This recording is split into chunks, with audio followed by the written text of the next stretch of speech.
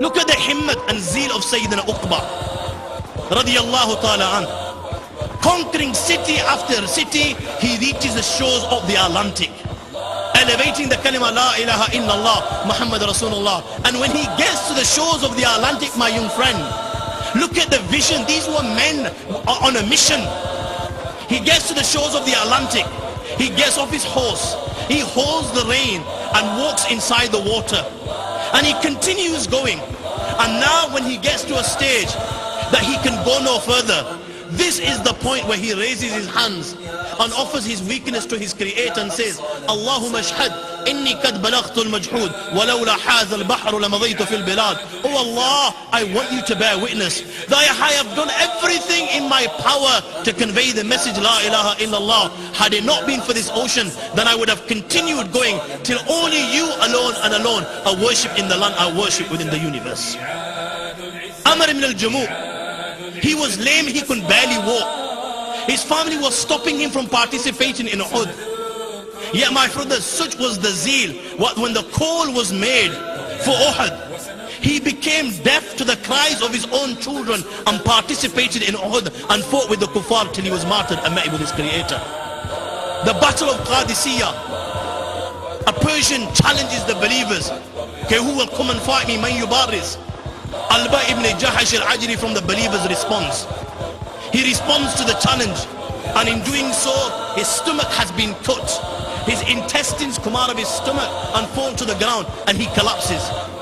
And you know, whilst he lied there, he was trying to get his intestines and put them back inside his stomach, and he was unable to do so. A believer passes by, he asks his Muslim brother, I beg you, help me with my intestines, and he does so. This Muslim brother takes the intestines, places them back in his stomach.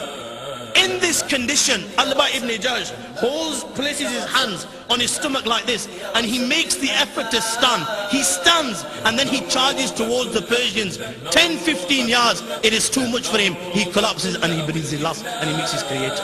They excelled in this so much that, you know, Uqaydir was the king of Dawmatul Jundal, and he testified to this.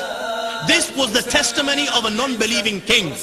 He would say with regards to the great Khalid bin Walid, he would say, no people see the face of Khalid small in number or large in number, except that they are defeated. You know, when the Muslims fought with these superpower, the Persians, and they would overcome them in every battle, in spite of the fact that these people many a time were barefoot, they were carrying sticks, and the Persians were in their hundreds and thousands. The Persians began to believe that these people are not human beings, and they began to say, Diwan Ahmad, that you are not fighting human beings, you are fighting people from another planet, you are fighting Jinnat. You know, the Romans, when their children would cry during the night, or cry in general, they would scare them. And you know what they would say? And remember, this was the superpower of the time. They would say to their children, and they would scare them, be quiet, or Abdullah al-Battal will come and take you away. Abdullah al-Battal, one of the great Muslim warriors. And you know, when their horses wouldn't drink water, they would say to the horses, have you seen Ibn Fathun inside the water? Is that why you're not drinking water? Again, another Muslim warrior. You tell me, my young friend, what did Tadmir, a Roman governor, you know, when they met with the forces of Tariq bin Ziyad in Spain, what do you think Tadmir wrote to his superiors? This is what he wrote to his superiors. He wrote, نزل بأرضنا قوم لا ندري أمن السماء هم أمن الأرض. There are people have descended upon our land. We do not know whether these people are from this world or whether they have come from another world. When it came to displaying courage, there was no such thing as an inferiority complex. Displaying courage, and who can forget the battle of Yarmouk? 36,000 Muslims, and on the other hand you have 200,000 Romans. Khalid bin Walid meets the great Bahan, the Roman general, and Bahan says to Khalid, oh Khalid, we know it is poverty that has driven you people from your homes. We know there is nothing in Arabia other than desert and, you know, date palms, and as a result you are hungry and poor. This is why you have come. We don't want to kill you. Go home. We will give each soldier 10 dinars. We will give him food, and we will give him clothing, and we will give him drink, and we promise you we will do exactly the same the following year.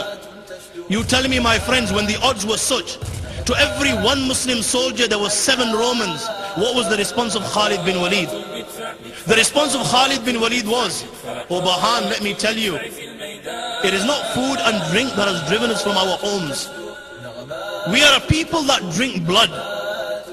And we have been informed there is no blood sweeter than that of the Romans, and this is why we have come to drink your blood. My friends, I assure you, it only takes one man to make the difference. Only one man. You don't need hundreds and thousands. Throughout our history, look at Salahuddin al-Ayyubi. He was one man. You know, when the Islamic State had split into many states, and then many states into many states, and each was fighting his neighbor for power. One man, he was the one that united the hearts of the believers, and he liberated Jerusalem and the Muslim lands from the hands of the Crusades. Sheikh Izzuddin Abdul Salam was one man. Imam Bukhari was one man. Abu Hanifa was one man. Sheikh Jamaluddin. So my friends, it only takes that one individual. And I believe it is so possible that one individual sits here before me. If the same fire was to burn inside your heart, then I believe it is so possible that you may be that one individual that elevates the kalima La ilaha illallah Muhammad Rasulullah.